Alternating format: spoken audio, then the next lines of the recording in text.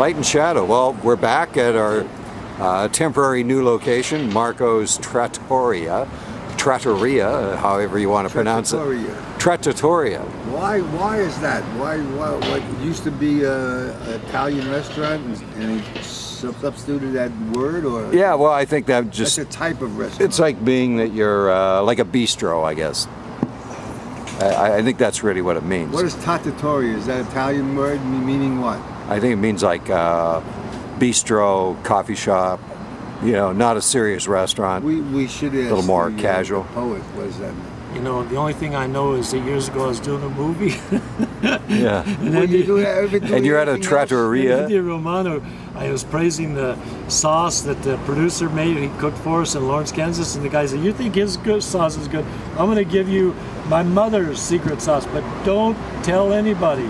So every time we have Italians over, my wife makes that sauce, rigatoni and marinara sauce. They all want the sauce. We said, no. Andy Romano said, don't give anybody that secret sauce. Really? And then they get upset with me. Yeah, the chefs do not like their secrets revealed. Oh. Yeah, especially Italian mamas. Italians in the Midwest. Well, we were here. He's from here. We went to Lawrence to do a movie. You know, Andy Romano, but it was beautiful. That's all I know about Italian. Plus, I know I work with a lot of Italians. All right. Some man, Juan. Put your face in this. Show me your face. Right here. He don't want the FBI to take it. He doesn't want the FBI to know he's in town. Yeah. He's a good guy. And here's a piece of good news for you, David. You haven't heard the news. Gloria starts working here Friday. Gloria. Oh, Gloria. We know who Gloria is. Gloria's the girl, the main waitress over at the Silver Spoon that threw us all out, and we've all found other restaurants. And Robert Forster, she said, is coming here too, as soon as she gets here. That's you know, if he wins the Academy Award, maybe not. Well, you know what Gloria's going to do? She's going to up the prices on the menu to match the old Silver Spoon prices. The prices here are not as much as the Silver Spoon. No, they're not. Well, it's across the street, and the street's going down. She'll probably say, you know, we got more over at the Spoon. Raise those prices. These guys will pay more. How do they figure their prices out? Well, it's a formula. 40%. I think usually if you pay 40% for something, you charge 100%. Now, if the meal costs you this much, then it's 100%. That's how you do that? Well, that's one. No, your food cost is usually about 30% of your total bill. Is that it? Is the cost of product, and you know. Real estate. A lot of that has to do with real estate, too. A friend of mine never tips for drinks. Why not? I don't know. He says he deducts the alcohol order because of the profit there is in alcohol. Yeah, but the waiter doesn't get the profit. Yeah, but the house gets that. That's what he figured. He's paying those exorbitant prices for the booze. He doesn't tip him for booze. He's not right. You tip for service. You don't tip for the product. The drunks all beat the hell out of him when he leaves restaurants. I used to tip 15%. So. Then my wife saw a top shelf, and the chef says tip 20%. Yeah, 20%'s the kind of the norm. You know, the staff in these restaurants don't get paid enough. It's supposed to be 15%. Right? Used to be, because the staff used to get a better rate, you know, and now they're getting paid less. So it's really, they're relying on their service to pay for it, which I think is a good thing, because the better service they give, the more we pay them. Yeah, but you know what's really happening? There are restaurants that the tip is included or the tip is stated. Well, because a lot of people run out on them, so. And they don't know that the tip is a tip of service. Service, yeah. You get good service. They don't. That's not in the vocabulary. Yeah, you see. They bring you a meal and that's a goodbye. It's no, you want more of this, you want more. It's people want a little touch of humanity. Home, really. Yeah. Home cooking is a very. Well, maybe the guy who doesn't tip the drinks, he used to be a bartender. He knows that all bartenders are not all. I shouldn't cast a generalization, but some of them steal. Well, it's an easy way. I always wanted. Easy way to graft is working behind a bar. I always wanted to be a bartender and a taxi cab driver. I thought that would be the most fascinating jobs to do. You know why you wanted to be a taxi driver? Never did. I'll tell you why. But I acted in parts. Bartender. Me too. Taxi cab got no brains. You know why you like to be a Funny taxi accent. driver? Because people are always waving at you. Don Sherman. That's right. Is that you, Don Sherman? I I'm want over your here, cab. Don. No, it was exciting. You met new people. You went to places. Dangerous though. But I never did it, so I don't know. I know an English guy. I was the night manager of Needix. Remember I Needix? love Needix, yeah. Right on 42nd Street subway station entrance. Okay. 42nd, right off 8th Avenue. I used to eat at Needix. I was the night manager. I used to eat at Needix in 1963 for 25 cents. You get that orange diluted orange juice, water, coffee, and a powdered donut, 25 cents. And at 3 o'clock in the morning, you usually got a 6 feet 7, 300-pound guy's own one hamburger.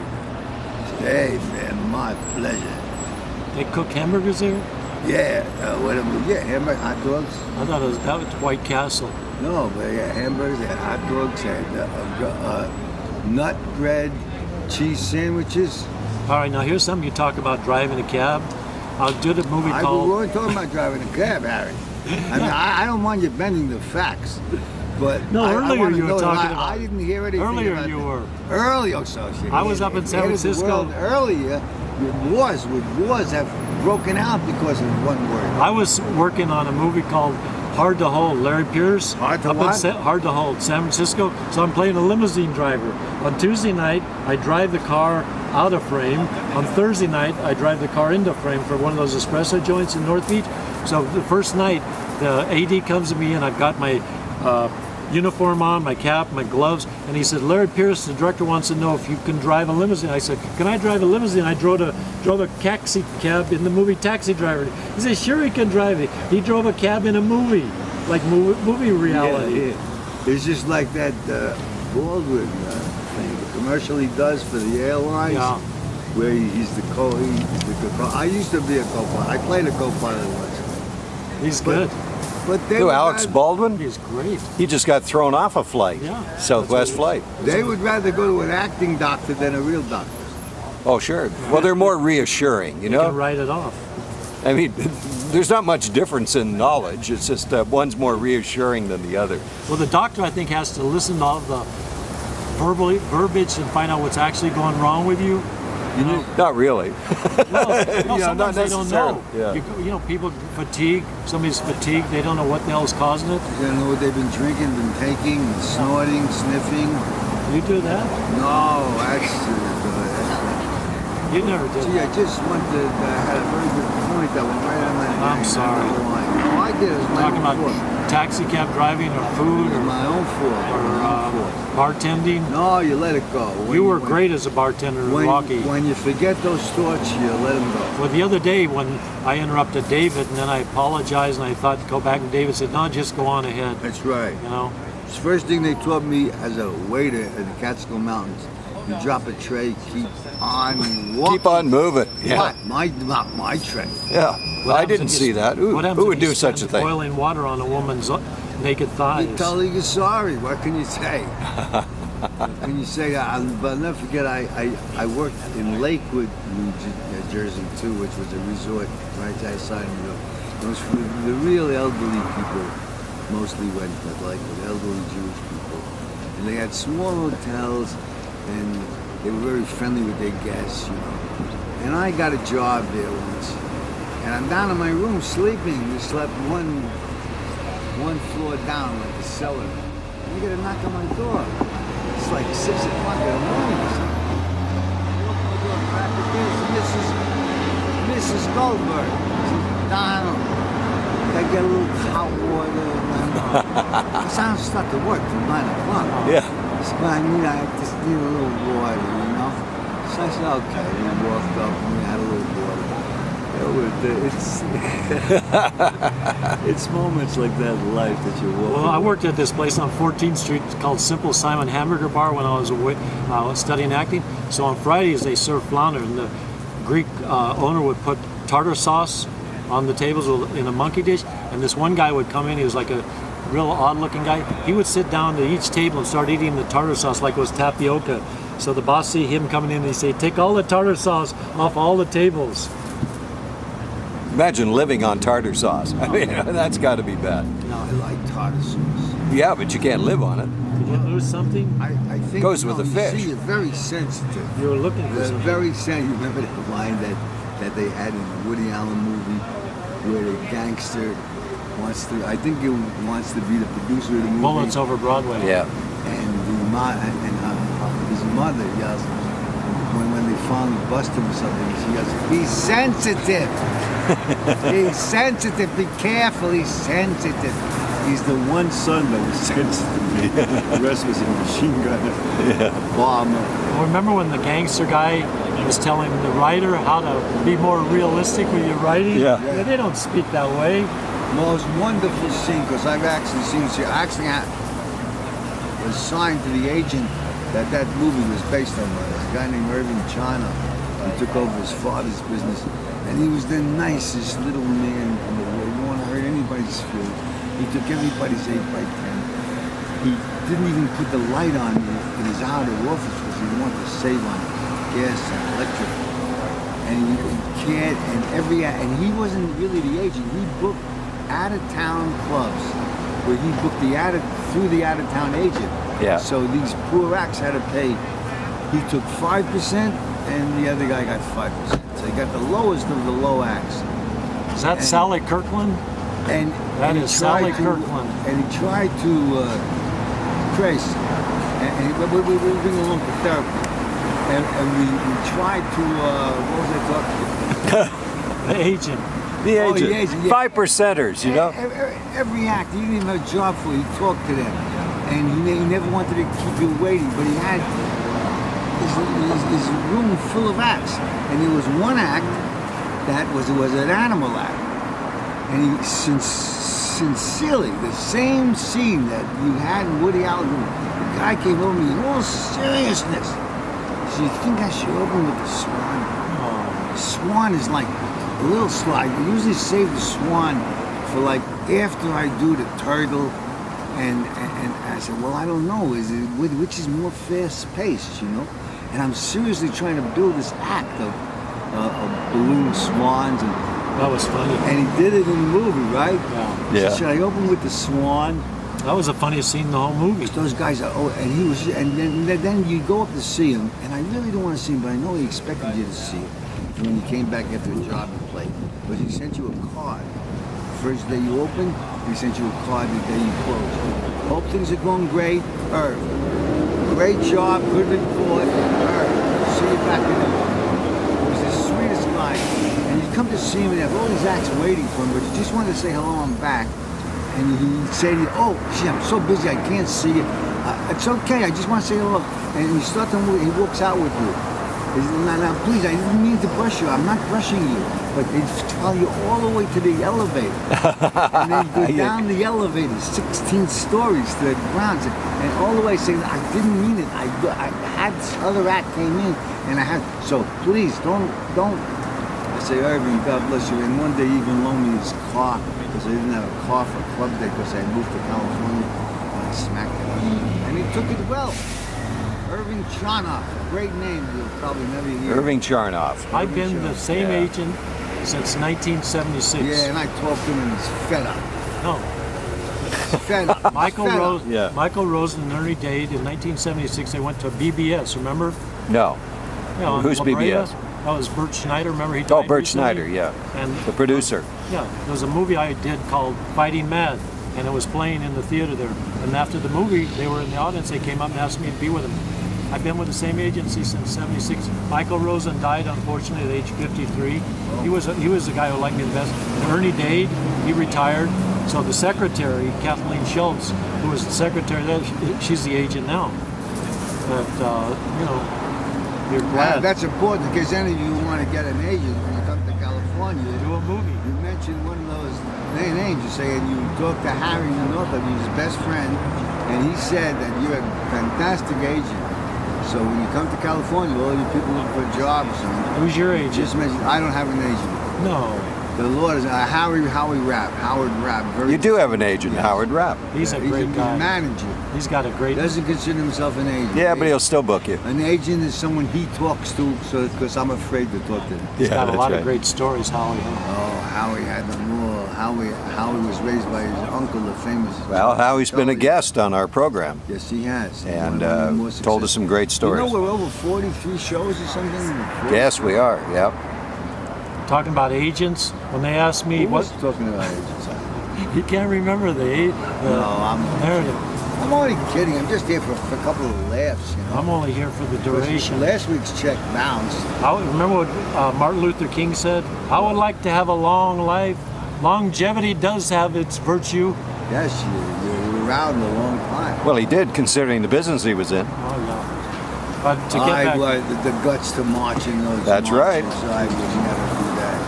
Just watching them, I was terrified. It was amazing. He And it was went on standing in front of forever. crowds. You know? I saw a documentary last year called Soundtrack for a Revolution about the civil rights music. Yeah. And even in 1965, there were still a whole bunch of racists in Atlanta and Mississippi. You'd I think am- television showing the dog being sicked on and the water things. Yeah, oh, yeah, made the hose, us fire all more hoses. aware, right? Yeah. No. But you had to fear for them, standing in front of those huge crowds, Oh, and you never know who's out there. yeah. And, It was what kind of a terrible. nut's out there.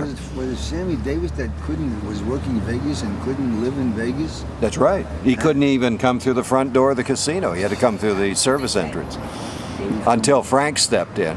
But then again, you think about it, and you think about, I don't know where folks are originally from, maybe Ghana or something, and you go back to Ghana or you go back to one of those countries, and my God, where they've come from, they should be shocked at the prejudice rule, because it's unbelievable. Black on black wars are just atrocious. Well, they're the worst. Well, Well, they're tribal, and it's just an unbelievable thing that people have to live like that every day, like even dictators. Remember years ago, they didn't even want to rent rooms or apartments to actors. They called them no movies here in Hollywood. Oh, that's right. Because they thought that no movies. They meant actors because they thought actors were gypsies, right? Here today, gone Sure. tomorrow. Well, they couldn't get into golf courses, country clubs. They that's how they started Hillcrest. Is that it? Yeah, because the actors couldn't go to what was the one in the valley, Toluca Lake. They weren't, and the LA Country Club. They weren't allowed in, so they started their own. But of course, I like what Groucho Marx said: is he would never join any club that would have him. Yeah, that was referring to the Hillcrest, right? Hillcrest. Because Yeah, I think right. his son Arthur was a member of the Hillcrest. Yes, he was. Yeah, absolutely. This he was. is a first right here. The theater piece interrupted by a. No, we phone did call. that. We did that once with Bob. Bob, did you see Bob? Oh, yeah, Bob, yeah. Bob Selfa, Forrester, yeah. doing a show. Now, if you're at a table, Conducted business. He opened up a phone and he got a call. He said, Yeah. excuse me for a minute. And the show was going on. He Yeah. was negotiating. Well, that's his office. We were shooting in his office, so I guess we got to give him It's points. like when I first went to Vegas as Joey Bishop's writer, he said after the show, and we would go over and see Jimmy Durante. Jimmy Durante had a deal at the Desert Inn. And I didn't know that Jimmy Durante had a booth in the Desert Inn coffee shop. Yeah. That was his office. And that he conducted himself as though he was at home. Like all the roll walking by him and saying, "Oh, Mr. Durante, we love the show, Mr. Durante, my grandson." And then it was on the phone and he said, "No, I don't work for $100,000. I told you 100 times." Yeah. Excuse me, folks, for a minute. I told you, this is Jimmy Durante you're talking to. You're not talking to some little punk from. And they're shocked to hear him talk. It's a nice old man. They answer so how's the little girl? Yeah. Huh? Well, compartmentalized, you see. Well, they say Rodney Dangerfield used to walk around Vegas in his Bathrobe. harness, Yeah. his bathrobe, Yeah. like it's their home, you know. Well, they lived there. That's Yeah. right. remember Rodney's. No, if you turn this way, they don't get you down.